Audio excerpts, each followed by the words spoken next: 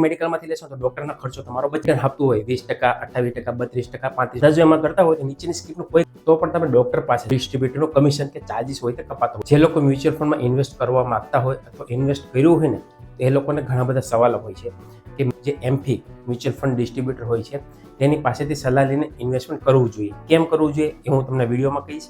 તમે ઘણી બધી વખત સાંભળ્યું છે રીલ્સમાં કે પોસ્ટમાં, ઘણા બધા એવા ફેમસ છે ક્રિએટર્સ, ફાઇનાન્સ ક્રિએટર, તેના સાથે સાંભળ્યું છે કે તમે ડાયરેક્ટ ઇન્વેસ્ટમેન્ટ કરો છો અને તમે કોઈ મ્યુચ્યુઅલ ફંડ ડિસ્ટ્રીબ્યુટર પાસેથી મતલબ કોઈ એપ્લિકેશન કે કોઈ કંપની પાસેથી તમે ઇન્વેસ્ટમેન્ટ કરો છો તેમાં અમુક ટકા રૂપિયા તમને ઓછા આવે છે. એ લાંબા ટાઈમે મોટી રકમમાં, નાની રકમમાં કોઈ ફરક નથી પડતો, પણ જ્યારે મોટી રકમ ઇન્વેસ્ટમેન્ટ થાય છે, કરોડ રૂપિયા, 1.5 કરોડ, ત્યારે તમને 10 લાખ 15 લાખનો ડિફરન્ટ દેખાતો હોય છે.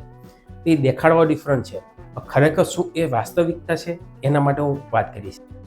નમસ્કાર મિત્રો, મારું નામ છે Dinesh Kotadia, mutual fund distributor છું. ઘણા બધા લોકો સવાલ હોય છે કે મ્યુચ્યુઅલ ફંડ ડિસ્ટ્રીબ્યુટર કરવા કરતાં હું ડાયરેક્ટ એપ્લિકેશનમાંથી કરીશ. એવી ઘણી બધી એપ્લિકેશન છે, બેંક છે, જે તમને આજકાલ મ્યુચ્યુઅલ ફંડના પણ ઓપ્શન આપે છે, ત્યાંથી તમે મ્યુચ્યુઅલ ફંડ બાય કરી લ્યો છો. કોઈ વાંધો નથી, સારી વાત છે. મ્યુચ્યુઅલ ફંડ કરવું એ સારી વાત છે, પણ તમને જે સારું રિટર્ન દેખાતું હોય, માનો કે તમારે 1000 રૂપિયાની એસઆઈપી કરવી છે શરૂઆત માટે, 1000 એસઆઈપી કરો છો, તમે શું કરો છો? જે વધારે રિટર્ન આપતું હોય 20%, 28%, 32%, 35%, એવી તમે કંપનીમાં ઇન્વેસ્ટમેન્ટ કરી દેશો. ત્યારબાદ શું થાય છે, અમુક વર્ષો પછી એ રિટર્ન ઓછું પણ હોઈ શકે અથવા એનાથી સારું પણ હોઈ શકે.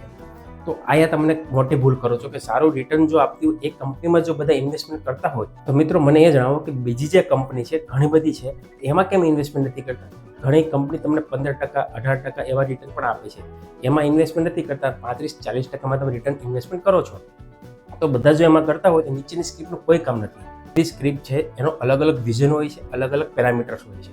એવું જરૂરી નથી કે એક જ કંપની સારું રિટર્ન આપે છે એટલે બધી જ કંપની સારું રિટર્ન આપતી હોય, અથવા એ આપે છે એટલે બધી જ કંપની કરતાં બેસ્ટ છે, એવું ના કહી શકીએ. કેમ કે એ બધું માર્કેટના ટ્રેન્ડ પ્રમાણે, સમય પ્રમાણે બદલતું રહેતું હોય છે. અમુક જે પેરામીટર છે એ તમારે ધ્યાનમાં રાખવાના હોય છે. હવે બીજી વાત, મેં વિડીયોમાં જ આગળ કીધું કે ડિસ્ટ્રીબ્યુટર પાસેથી કરો છો તો અમુક ટકા ડિસ્ટ્રીબ્યુટરનો કમિશન કે ચાર્જિસ હોય તે કપાતો હોય છે. હા મિત્રો, થોડા ચાર્જિસ કપાય છે એનો કોઈ સવાલ નથી. થોડા ચાર્જિસની સામે તમને સારું રિટર્ન અને માર્ગદર્શન મળે છે, એ જરૂરી છે. જો ડાયરેક્ટ ઇન્વેસ્ટમેન્ટ કરવું હોય તો બેંક છે, ઘણી બધી એવી કંપની છે જે તમે ડાયરેક્ટ ઇન્વેસ્ટમેન્ટ ઓપ્શન આપે છે, ત્યાં તમે કરી શકો છો. પણ જો ડાયરેક્ટ થતું હોય તો મ્યુચ્યુઅલ ફંડ ડિસ્ટ્રીબ્યુટરનું શું કામ? મિત્રો, ઇન્સ્યોરન્સ પર તમે ડાયરેક્ટ લઈ શકો છો. તો તમે ઇન્સ્યોરન્સ એડવાઇઝર પાસે જઈને શું કરવા લ્યો છો? કેમ ઇન્સ્યોરન્સ એડવાઇઝર તમે સાચી સલાહ, તમારે જરૂરિયાત મુજબ પ્લાન આપે છે. તેવી રીતે મ્યુચ્યુઅલ ફંડ ડિસ્ટ્રીબ્યુટર છે એ પણ તમને તમારા ગોલ પ્રમાણે પ્લાનિંગ કરે છે અને તમને ઇન્વેસ્ટમેન્ટની સલાહ આપે છે કે કઈ જગ્યાએ ઇન્વેસ્ટમેન્ટ કરવું, સ્ટોપ કરવું અને કઈ જગ્યાએ નવું પ્લાન કરવું. બરાબર, આ રીતે તમને મદદ મળતી હોય. તો મ્યુચ્યુઅલ ફંડ ડિસ્ટ્રીબ્યુટર પણ તમને સલાહ આપે છે તમારા પ્લાનિંગ ગોલ એચીવ કરવા માટે. માંદા પડો કે કોઈ પણ તમને રોગ આવ્યો છે, એક્ઝામ્પલ લઈ લો કે તમને તાવ આવ્યો છે, તેની દવા મેડિકલમાં તો મળે જ છે, તો પણ તમે ડાયરેક્ટ મેડિકલમાંથી ના લેતા તમે ડૉક્ટર પાસે જઈને લ્યો છો. કેમ? ડૉક્ટર પાસે જશો તો એનો તો ચાર્જ લેવાના છે, ફાઇલ ચાર્જ જે કંઈ હોય તે. ત્યારબાદ તમને ચેક કરશે, તમારા શરીર, તમારા આધારે તમને દવા લખીને આપશે, એ દવા તમે મેડિકલમાંથી લેશો. જો તમે ડાયરેક્ટ મેડિકલમાંથી લેશો તો ડૉક્ટરનો ખર્ચો તમારો બચી જશે. તમે એવું કરો છો? કેમ? તો ડૉક્ટર પણ ચેક કરે છે કે તમને કઈ દવા અનુકૂળ આવશે અને કયો રોગ છે, તેના શું દવા આપશું કે જેનાથી તે મટી જશે. બરાબર, તો આવી રીતે મ્યુચ્યુઅલ ફંડ પણ થતું હોય છે કે તમે ડાયરેક્ટ મ્યુચ્યુઅલ ફંડ લઈ શકો છો. તમે ડાયરેક્ટ પણ એસઆઈપી કરી શકો છો, પણ એસઆઈપી કરતી વખતે શું ધ્યાનમાં રાખવું, કેટલાની કરવી, કેટલા વર્ષ માટે કરવી, અને તમારો શું ગોલ છે એ તમને મ્યુચ્યુઅલ ફંડ ડિસ્ટ્રીબ્યુટર સલાહ કરી આપો.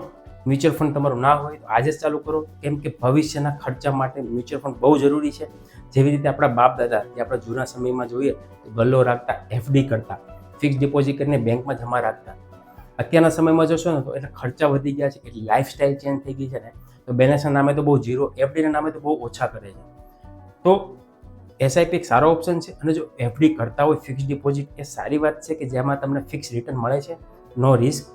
પણ એના કરતાં જો વધારે રિટર્ન જોવું હોય, તમારે ઇન્ફ્લેશનને ફેચ કરવો હોય તો તમને મ્યુચ્યુઅલ ફંડ એક સારો ઓપ્શન હોઈ શકે છે. તો મિત્રો, માહિતી કેવી લાગી જરૂરથી કોમેન્ટ કરજો, અને કંઈ પણ તમને સવાલ હોય તો મારા આ વોટ્સઅપ નંબર છે તેના પર તમે કોન્ટેક્ટ કરી શકો છો. વિડીયો સારો લાગ્યો હોય તો લાઈક જરૂર કરી દેજો અને શેર જરૂર કરી દેજો. ધન્યવાદ. જય હિન્દ, જય ભારત. મ્યુચ્યુઅલ ફંડમાંના રોકાણો બજારના જોખમોને આધીન છે. યોજના સંબંધિત બધા દસ્તાવેજોને ધ્યાનથી વાંચો.